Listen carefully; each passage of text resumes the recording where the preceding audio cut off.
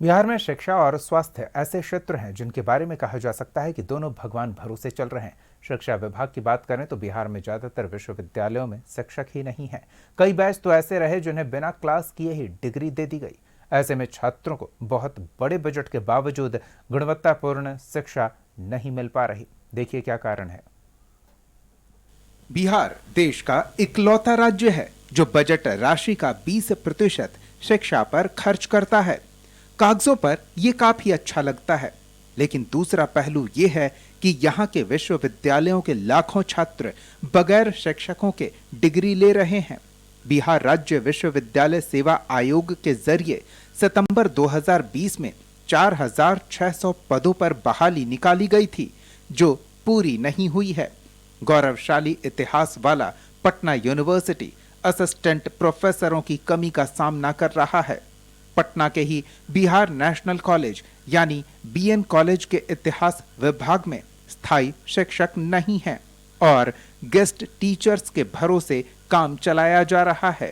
सरकार का समाधान आउटसोर्सिंग से है, लेकिन महाविद्यालयों को आउटसोर्सिंग का फंड नहीं मिलता है। जैसे कि हम सरकारी संस्थान हैं, आउटसोर्सिंग में मान लिया जाए हमें 25-30 रखने हैं, स्टाफ चाहिए, दरबान सब रिटायर कर गया, हॉस्टल में स्टाफ नहीं है, कई विभागों में पिन नहीं है, लैब में असिस्टेंट नहीं है, तो प्यून की बहाली कैसे होगी? लैब असिस्टेंट की बहाली चाहिए, लैब के टेक्निकल लोग चाहिए ना। तो इन सब चीज़ों को आउटसोर्सिंग से रखा जा सकता है, लेकिन जैसे सैलरी पहले सरकारी बहाली होती थी तो सरकार देती थी, तो उनका पैसा कौन देगा? आउटसोर्सिंग से उपाय होनी चाहिए। कॉलेज को डायरेक्ट फंड मिलनी चाहिए, या कॉलेज के किस कॉलेज के मद में कितना पैसा खर्चा होगा वो विश्वविद्यालय को मिले, विश्वविद्यालय के द्वारा हमें आदमी मिल जाए। बिहार में शिक्षा का बजट 68,000 करोड़ से ज्यादा का है। शिक्षा की बेहतरी के लिए उच्च शिक्षा विभाग का गठन किया गया।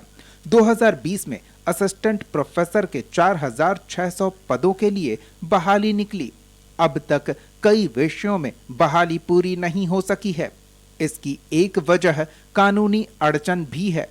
इस बीच सैकड़ों की संख्या में प्रोफेसर रिटायर हो गए। कुछ विश्वविद्यालयों को मॉडल विश्वविद्यालय के रूप में विकसित किया जाना है।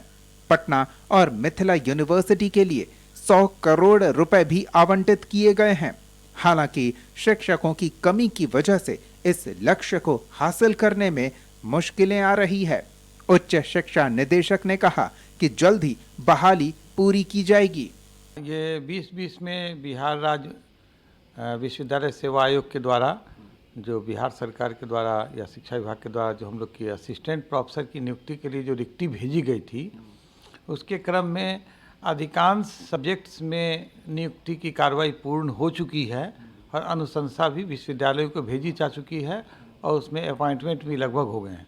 परंतु 2-3 विषय ऐसे हैं जिसमें माननीय उच्च न्यायालय के कारण रोक लगा हुआ है, जिसके कारण वो रिक्ति अभी पूरी नहीं हो पाई है। अनुशंसा विश्वविद्यालय सेवा आयोग के द्वारा प्राप्त नहीं है और मुझे लगता है कि माननीय उच्च न्यायालय के द्वारा जिस दिन भी आदेश पारित होगा, एक विषय में तो रिजल्ट अवेटेड है, मतलब रिजल्ट बन के तैयार है, माननीय उच्च न्यायालय के लाइट में भी उस पर रोक लगी हुई है। तो इसी तरह 2-3 विषय बचे हुए हैं, ज़्यादा विषय है नहीं। बिहार विश्वविद्यालय सेवा आयोग का पंचलाइन है, विद्या धनम सर्वधन प्रधानम, यानी विद्या वैसा धन है जो सभी धनों में प्रधान है। लेकिन वही आयोग छात्रों को विद्या देने के लिए असिस्टेंट प्रोफेसर बहाल नहीं कर पा रहा। पिछले कई सालों से बिहार में छात्र बिना क्लास किए ही डिग्री लिए जा रहे हैं। ऐसे में गुणवत्तापूर्ण शिक्षा के दावों का क्या होगा और बिहार के छात्र दूसरे राज्यों के छात्रों से कैसे प्रतियोगिता कर पाएंगे? पिछले 6 साल में जिस बहाली को पूरी हो जाना चाहिए था, वो बहाली पूरी नहीं हो पाई और इसी 6 साल के दौरान अलग अलग विश्वविद्यालय और कॉलेजों से हजारों की संख्या में असिस्टेंट प्रोफेसर और दूसरे शिक्षक रिटायर हो गए। ऐसे में सवाल ये होता है कि क्या बिहार की युवा पीढ़ी बगैर शिक्षक के डिग्री लेकर दूसरे राज्यों में पलायन करने को मजबूर है? कैमरा पर्सन अली अशरफ के साथ प्रीतम कुमार, कशिश न्यूज, पटना।